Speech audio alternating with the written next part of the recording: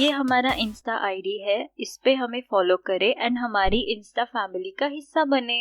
Hello guys, welcome to the video. तो आज का हमारा टॉपिक है द बॉडी फ्लूइड कंपार्टमेंट। तो इसमें हम देखेंगे what is intracellular fluid, what is extracellular fluid and what is oedema. तो चलो शुरू करते हैं। तो सबसे पहले जो हमारा होम्योस्टैसिस होता है इसके लिए इंपॉर्टेंट होता है maintenance of relatively constant volume and stable composition of body fluid. जो relative constancy of body fluid आता है वो आता है balance between intake and output of body fluid with external environment and body is own compartment. तो अब हम देखते हैं इनपुट और आउटपुट ऑफ फ्लूइड की वैल्यूज। तो डेली वाटर इनटेक होता है वो in form of liquid and food होता है 2100 मिलीलीटर पर डे, और जो बॉडी खुद सिंथेसाइज करती है ऑक्सीडेशन के थ्रू उसकी वैल्यू होती है 200 मिलीलीटर पर डे। तो इन दोनों को मिला के 2300 millilitre per day daily intake होता है वाटर। इसके बाद जो वाटर लॉस होता है जो वो होता है इन द फॉर्म ऑफ 4। तो सबसे पहले आता है इनसेंसिबल वाटर लॉस। तो इसमें आते हैं water loss by evaporation in respiration, उसमें होता है 300 to 400 ml पर डे। फिर स्किन डिफ्यूजन, उसमें भी 300-400 मिलीलीटर पर डे होता है। इन दोनों को मिला के ये 700 ml पर डे का वाटर लॉस होता है। फिर आता है स्वेट। नॉर्मली देखा जाए स्वेट के थ्रू तो होता है 100 ml पर डे, और अगर हॉट वेदर हो या एक्सरसाइज करे तब स्वेटिंग हो तो उसमें 1 to 2 लीटर पर डे अपना वाटर लॉस होता है। उसके बाद आता है फिशेज में भी अपना वाटर लॉस होता है 100 ml पर डे। और फिर उसके बाद आता है किडनी में वेरिएबल होता है, उसमें नॉर्मली 1400 मिलीलीटर पर डे, और अगर डिहाइड्रेटेड स्टेट हुआ तो कम हो जाता है 500 ml पर डे। तो अब हम देखते हैं बॉडी फ्लूइड कंपार्टमेंट्स क्या होते हैं। तो there are mainly 2 compartments, extra cellular fluid होता है और इंट्रासेल्यूलर फ्लूइड होता है। जो एक्स्ट्रा सेल्यूलर फ्लूइड होता है वो फिर से 2 कंपार्टमेंट में डिवाइड होता है, इंटरस्टिशियल फ्लूइड और प्लाज्मा। इसके अलावा there is also presence of transcellular fluid. इसमें आते हैं fluid in synovial, peritoneal, pericardial, intraocular spaces and cerebrospinal fluid. और अपन अब देखेंगे कि टोटल बॉडी वाटर कितना होता है अपने सिस्टम में। इन मेन वाटर कंसिस्ट करता है 60% of body weight, in women 50% करता है, और in newborn 70 to 75% of body weight ये वाटर कंसिस्ट करता है। ये समरी डायग्राम है बॉडी कंपार्टमेंट्स का। जो एक्स्ट्रा सेल्यूलर फ्लूइड होता है 14 लीटर होता है। यहाँ पे प्लाज्मा, इंटरस्टिशियल फ्लूइड, इन दोनों में ये डिवाइड होता है, और ये सेपरेट होता है कैपिलरी मेम्ब्रेन के थ्रू। इन दोनों को कनेक्ट करती है लिम्फेटिक्स। और जो इंट्रासेल्यूलर फ्लूइड होता है वो 28% कंसिस्ट करता है। तो अब हम देखते हैं intracellular fluid. Intracellular fluid it consist of 40% of total body weight, means 28 litres okay in total. तो ये अपना जो इंट्रासेल्यूलर फ्लूइड होता है ये अलग कंपार्टमेंट कैसे बनता है। तो ये ऐसे बनता है जब जो सेल होता है उसमें जो फ्लूइड होता है वो मिक्सचर होता है डिफरेंट टाइप ऑफ कंस्टिट्यूएंट्स का, बट जो ये कंस्टिट्यूएंट्स होते हैं ये सब सारे सेल्स में सेम कंसंट्रेशन के होते हैं। तो इस प्रकार ये सारे सेल कंबाइन होकर एक लार्ज कंपार्टमेंट बनाते हैं जिसको इंट्रासेल्यूलर फ्लूइड का नाम दे सकते हैं। अब आते हैं extra cellular fluid. Extra cellular fluid ये होता है आउटसाइड द सेल, और ये 20% ऑफ बॉडी वेट कंसिस्ट करता है। इसके भी 2 पार्ट्स होते हैं जैसे अपन ने देखा अभी। इंटरस्टिशियल फ्लूइड ये 3/4 होता है, 11 लीटर होता है ये, और जो प्लाज्मा होता है 1/4 पार्ट होता है, ये कंसिस्ट करता है 3 लीटर, और ये नॉन सेल्यूलर पार्ट होता है एक्स्ट्रा सेल्यूलर फ्लूइड का। और जो प्लाज्मा होता है उसमें हाई कंसंट्रेशन ऑफ प्रोटीन होता है as compare to interstitial fluid. Plasma ये एक्सचेंज करता है substance with interstitial fluid through pores. Capillary membrane जो इन दोनों को सेपरेट करती है उसमें पोर्स होते हैं, उसके थ्रू ये सब्सटेंस एक्सचेंज करते हैं एक दूसरे के साथ। तो अब हम देखते हैं ब्लड वॉल्यूम। ये बना हुआ होता है एक्स्ट्रा सेल्यूलर फ्लूइड और इंट्रासेल्यूलर फ्लूइड। जो एक्स्ट्रा सेल्यूलर फ्लूइड होता है उसमें आता है प्लाज्मा, जो इंट्रासेल्यूलर फ्लूइड होता है उसमें आता है फ्लूइड इन आरबीसीज। ये सेपरेट कंपार्टमेंट होता है, ये कंस्टिट्यूट करता है 7% ऑफ बॉडी वेट और 5 लीटर्स। इसमें 60% होता है वो प्लाज्मा होता है, और जो 40% होता है वो आरबीसी होता है। तो हम देखते हैं हेमेटोक्रिट। हेमेटोक्रिट क्या होता है? ये होता है फ्रैक्शन ऑफ ब्लड जो बना हुआ होता है आरबीसीज का, और ये हमें तब मिलता है जब हम ब्लड को हेमेटोक्रिट ट्यूब में डाल के सेंट्रीफ्यूज करते हैं। तो जो ब्लड होता है उसके सेल्स होते हैं आरबीसीज वो टाइटली पैक्ड हो जाते हैं और बॉटम में सेडिमेंट हो जाते हैं। तो इसके थ्रू हमें ये वैल्यू मिलती है। तो ये वैल्यू हेमेटोक्रिट की वैल्यू सब में डिफर करती है। इन मेन ये होता है 0.40, इन वुमेन ये होता है 0.36, और in case of severe anaemia जिसमें आरबीसीज कम हो जाती है उसमें ये वैल्यू डिक्रीज हो जाती है 0.10 तक। और पॉलीसाइथेमिया इसमें एक्सेस प्रोडक्शन ऑफ आरबीसी होता है तो ये वैल्यू शूट अप हो जाती है 0.65। तो अब हम देखते हैं constituent of extracellular and intercellular fluid. तो इसमें हम देखेंगे ionic composition of plasma and interstitial fluid. तो जो प्लाज्मा होता है उन दोनों के आयनिक कंपोजिशन सिमिलर ही होते हैं, उनमें बस एक ही डिफरेंस होता है, जो कि प्लाज्मा में हाई कंसंट्रेशन ऑफ प्रोटीन होता है, वो नेगेटिवली चार्ज होता है, तो वो बाइंड करता है कैटायन से और उनको भी ये होल्ड करके रखता है। इसकी वजह से एज ए रिजल्ट प्लाज्मा में हाई कंसंट्रेशन ऑफ कैटायंस होता है, तो इसको हम बोलेंगे डोनाइन इफेक्ट। फिर जो इंटरस्टिशियल फ्लूइड होता है उसमें अपोजिट होता है, उसमें हाई कंसंट्रेशन ऑफ एनायन होता है। ये इसलिए होता है क्योंकि जो प्लाज्मा में जो प्रोटीन होते हैं वो नेगेटिव चार्ज होते हैं, और जो negative charge protein negative charge of anion को रिपेल करते हैं, तो उसका एनायन का फिल्ट्रेशन नहीं होता, तो इस वजह से ये सारे इनका कंसंट्रेशन इंटरस्टिशियल फ्लूइड में ज़्यादा हो जाता है। फिर हम देखेंगे extra cellular fluid. Extra cellular fluid में उसमें लार्ज अमाउंट ऑफ सोडियम होता है, क्लोराइड होता है और बाइकार्बोनेट आयन होते हैं, और स्मॉल अमाउंट में पोटेशियम, कैल्शियम, मैग्नीशियम, फॉस्फेट और ऑर्गेनिक एसिड आयंस होते हैं। और जो इंट्रासेल्यूलर फ्लूइड होता है उसमें कंस्टिट्यूट करता है स्मॉल अमाउंट में सोडियम,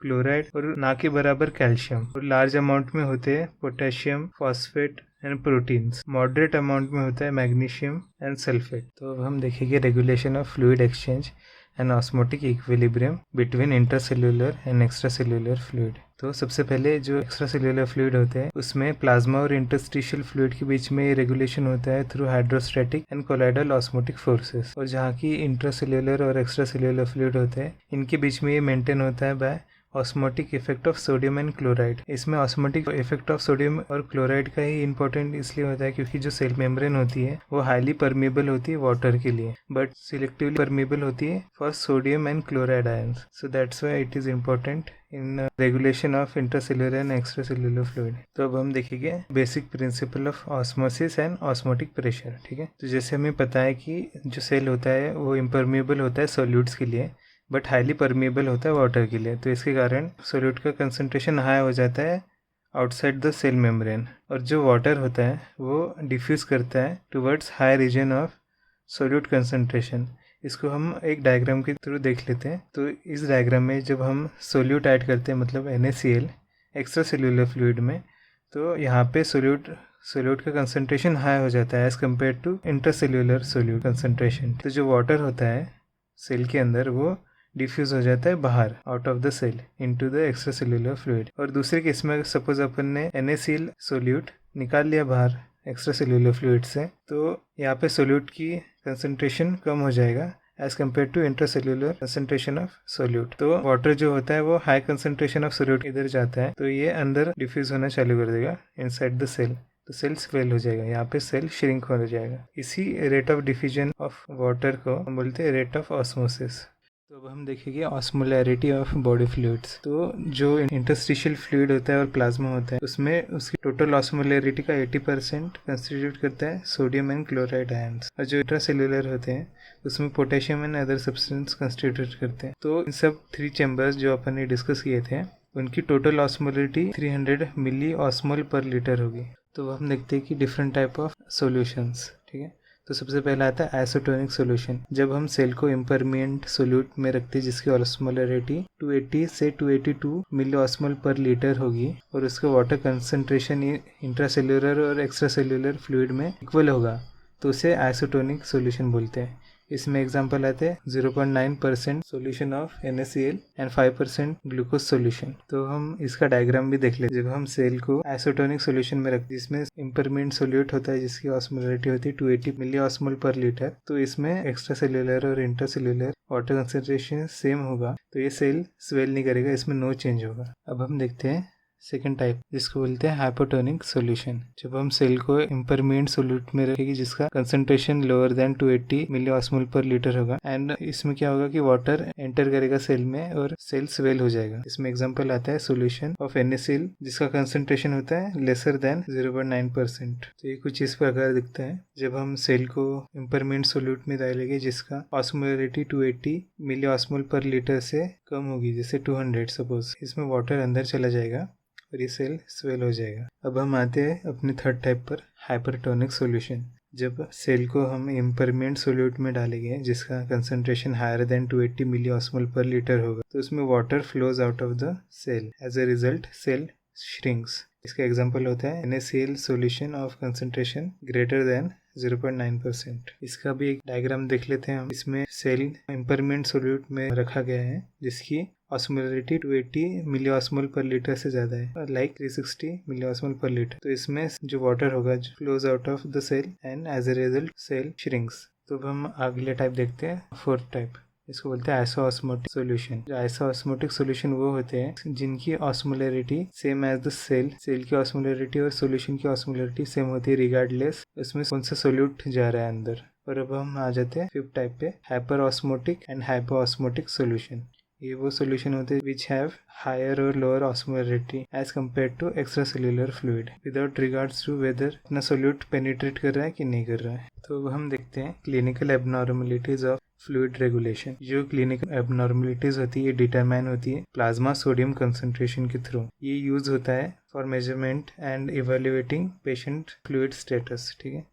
और ये इंडिकेटर होता है फॉर प्लाज्मा ऑस्मोलरिटी। इसमें दो एबनॉर्मलिटीज आती है, हाइपोनाइट्रीमिया एंड हाइपरनाइट्रीमिया। हाइपोनाइट्रीमिया क्या होता है, when plasma sodium concentration reduce हो जाती है by few milli equivalent below the normal, ठीक है। तो इसे हाइपोनाइट्रीमिया बोलते हैं। वही जो हाइपरनाइट्रीमिया होता है इसमें प्लाज्मा सोडियम कंसंट्रेशन बढ़ जाती है, ठीक है, अबव द नॉर्मल लेवल। तो अभी हम देखते हैं हाइपोनाइट्रीमिया इन डिटेल। तो जैसे हमने देखा था हाइपोनाइट्रिया में plasma sodium concentration below normal हो जाता है। तो ये कंडीशन दो कारण की वजह से हो सकता है, एक तो loss of sodium chloride from extra cellular fluid या addition of excess water into extra cellular fluid. सबसे पहले हम देखते हैं पहले कॉज में जिसमें लॉस ऑफ सोडियम क्लोराइड हो जाता है। ये कॉज करवाता है decrease in extra cellular volume. इसमें कुछ कंडीशन होती है जो ये कॉज करवा सकती है, जैसे dehydration, vomiting, diarrhoea, over use of diuretics. इसमें होता है कि किडनी की एबिलिटी डिक्रीज हो जाती है to conserve sodium over use of diuretic के कारण। और फिर सोडियम वेस्टिंग किडनी डिजीज से हो सकता है और एडिशन डिजीज से भी हो सकता है। फिर दूसरे कॉज पे आ जाते हैं एडिशन ऑफ एक्सेस वाटर। इसमें क्या होता है, ये डाइल्यूट करवा देता है sodium concentration in extra cellular fluid और ये कॉज करता है कंडीशन जिसे बोलते हैं हाइपोनाइट्रीमिया ओवर हाइड्रेशन।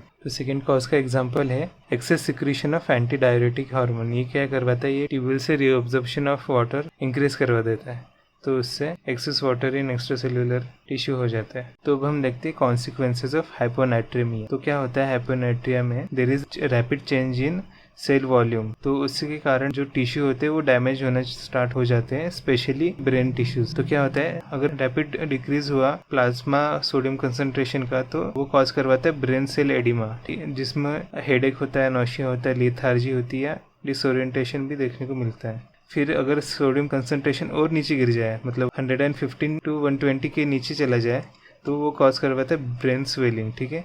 इसमें क्या होता है, ये डेंजरस होता है जिसमें कोमा या परमानेंट डैमेज हो सकता है और कॉम्प्लिकेशंस भी होते हैं like herniation, permanent brain injury, कुछ केसेस में डेथ भी पॉसिबल हो सकता है। तो हम देखते हैं क्रोनिक केस। क्रोनिक केस में क्या होता है, जो ब्रेन और टिश्यूज होते हैं वो रिस्पॉन्ड करते हैं by transporting sodium chloride, potassium, organic solutes from cell to extra cellular space, ठीक है। तो ये क्या होता है, इससे ये प्रिवेंट करते हैं स्वेलिंग, पर साथ ही में इस मैकेनिज्म से ब्रेन टिश्यूज वल्नरेबल हो जाते हैं। ये वल्नरेबल इस प्रकार से हो जाते हैं कि जब हम इस कंडीशन को ट्रीट करते हैं, अगर हमने हाइपोटोनिक सॉल्यूशन ऐड किया, वो कुछ ज़्यादा ही तेज़ी से ऐड किया, टू रैपिडली, वो क्या होता है कि it can outpace the ability of brain tissues to recapture the lost solute like sodium ions, chloride ions, potassium ions, ठीक है। फिर ये लीड करता है डीमाइलिनेशन को। तो इसको हम प्रिवेंट कर सकते हैं by adding the hypotonic solution at the rate of 10 to 12 millimole per litre in 24 hours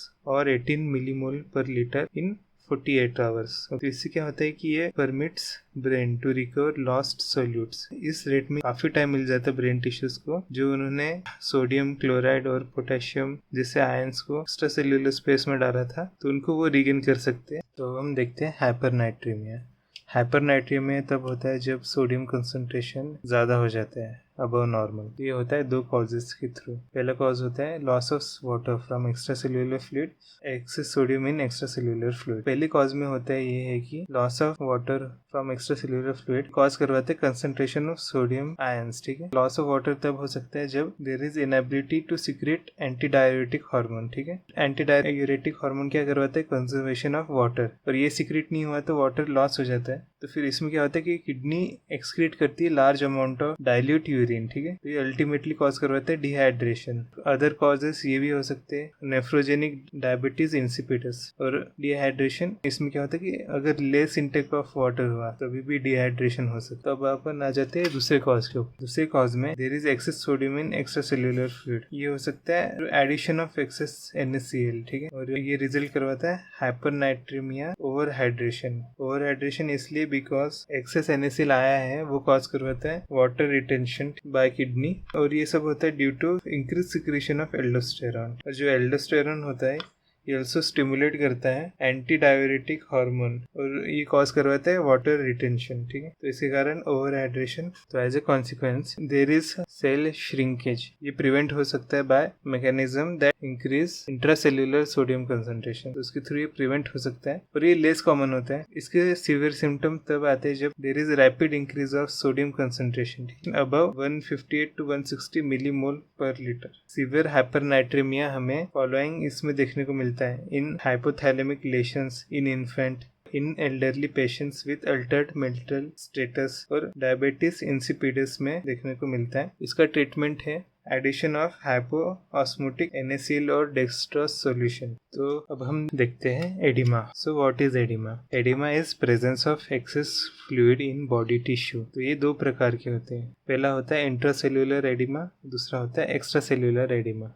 तो सबसे पहले हम देखते हैं इंट्रासेल्यूलर एडिमा। तो इंट्रासेल्यूलर एडिमा 3 कंडीशन कॉज होता है। सबसे पहला हाइपोनाइट्रेमिया, ठीक है, दूसरा होता है डिप्रेशन ऑफ मेटाबॉलिक सिस्टम, और तीसरा होता है लैक ऑफ एडिक्वेट न्यूट्रिशन। तो ये कैसे होता है, इसकी मैकेनिज्म हम देखते हैं। तो क्या होता है, सबसे पहले जब ब्लड फ्लो डिक्रीज हो जाता है टिश्यू में, एज अ कॉन्सिक्वेंस O2 और न्यूट्रिशन भी नहीं मिलेगा, वो भी डिक्रीज हो जाएगा डिलीवरी उसकी। तो क्या होगा, O2 और न्यूट्रिशन नहीं मिलेगा तो cell metabolism, cell activity decrease हो जाएगी। सेल को न्यूट्रिशन ही नहीं है तो फिर वो कैसे डे टू डे एक्टिविटी करेगा। सेल मेटाबॉलिज्म डिक्रीज होने के कारण आयनिक पंप भी डिप्रेस हो जाएंगे। तो as a consequence sodium freely move करेगा सेल के अंदर, तो एज अ कॉन्सिक्वेंस सोडियम का कंसंट्रेशन इंट्रासेल्युलरली ज्यादा हो जाएगा। तो ये क्या कॉज करवाएगा, osmosis of water into the cell, जैसे हमने पहले पढ़ा था। जो वाटर मूव करता है towards higher concentration of solute. यहाँ पे सोडियम का कंसंट्रेशन इंट्रासेल्युलरली ज्यादा है, वाटर मूव करेगा अंदर, तो क्या होगा, इससे सेल का वॉल्यूम भी बढ़ेगा और टिश्यू का वॉल्यूम भी बढ़ जाएगा। तो इससे कॉज होगा अल्टीमेटली डेथ ऑफ टिश्यू। ये सब मैकेनिज्म इन्फ्लेमेशन में भी देखने को मिलती है। तो अब हम देखते हैं extra cellular edema. There is excess fluid accumulation in the extra cellular space, ठीक है। तो इसके दो कॉज होते हैं। सबसे पहला होता है abnormal leakage of fluid from plasma to intracellular space, ठीक है। और दूसरा कॉज होता है फेलियर ऑफ लिम्फेटिक्स। जो प्लाज्मा और इंट्रासेल्यूलर स्पेस होता है ये कनेक्टेड लिम्फेटिक वेसल्स। अगर ये लिम्फेटिक वेसल्स फेल हो जाए फ्लूइड को वापस करने में from interstitial space to blood, तो ये क्या कॉज करवाता है, लिम्फेडिमा। और इसकी क्लिनिकल कॉज भी होता है, वो होता है एक्सेस कैपिलरी फ्लूइड फिल्ट्रेशन, ठीक है। तो हम देखते हैं लिम्फेडिमा। लिम्फेडिमा में there is failure of lymph vessels to return fluid or protein back into blood। इसके causes होते हैं, पहला cause है leakage of plasma proteins into interstitial space और इंटरस्टिशियम। ये जो लीक होता है प्लाज्मा प्रोटीन, तो ये कॉज करवाता है increase colloid osmotic pressure of interstitial fluid. इससे इंक्रीज होता है fluid outflow from the capillaries. दूसरा कॉज है blockage in infection of lymphatic nodes by filarial nematode like Wuchereria bancrofti. तो ये लिम्फ नोड में रहता है तो ये ब्लॉक करवा देता है लिम्फ नोड, जिससे लिम्फ फ्लो भी ब्लॉक हो जाता है। तो एज अ रिजल्ट ये कॉज करवाता है लिम्फेडिमा, एलिफेंटियासिस और हाइड्रोसिली इन मेल। हाइड्रोसिली मतलब स्वेलिंग ऑफ स्क्रोटम। और थर्ड कॉज होता है इन कैंसर और after surgery like in radical mastectomy, तो ये कॉज करवा सकता है लिम्फेडिमा। तो अब हम देखते हैं थर्ड टाइप ऑफ स्पेस जिसे कहते हैं पोटेंशियल स्पेस। इसमें आते हैं pleural cavity, pericardial cavity, peritoneal cavity और साइनोवियल कैविटी। साइनोवियल कैविटी मतलब जॉइंट कैविटी और बुर्सा। इन सब में कैरेक्टरिस्टिक होता है कि इनकी सरफेसेस एक दूसरे के साथ इन कांटेक्ट में होती है और बीच में एक thin layer of viscous liquid होता है जो इनको लुब्रिकेट करवाता है, और ये प्रोटीनेशियस इन नेचर होता है। और इनमें between capillaries and potential spaces fluid exchange भी बहुत इजीली हो जाता है और there is no resistance offered by the membrane of potential space. तो इसमें क्या होता है कि इलेक्ट्रोलाइट, फ्लूइड और प्रोटीन्स आसानी से एक्सचेंज हो जाता है बिटवीन कैपिलरीज, इंटरस्टिशियल स्पेसेस और पोटेंशियल स्पेसेस के बीच में। एज अ कॉन्सिक्वेंस कभी लीकेज हो गया फ्रॉम कैपिलरीज तो प्रोटीन इनमें एक्यूमुलेट हो जाता है और ये लिम्फेटिक वेसल इन्हें रिमूव कर देती है और as a result potential spaces directly और indirectly connected with lymph vessels. अगर इनमें एडिमा हो जाए पोटेंशियल स्पेसेस में तो इसे बोलते हैं एफ्यूजन। तो ये कैसे होता है, अगर एडिमा हो जाए एडजेसेंट टिश्यू में तो क्या होता है, जो फ्लूइड होता है कलेक्ट हो जाता है पोटेंशियल स्पेसेस में। एज वी ऑल नो इनकी मेम्ब्रेन कोई रेजिस्टेंस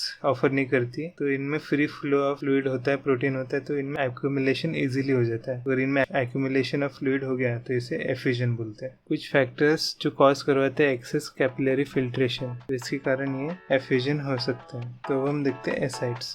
जब एफ्यूजन होता है इन एब्डोमिनल कैविटी तो हम इसे बोल सकते हैं एसाइड्स।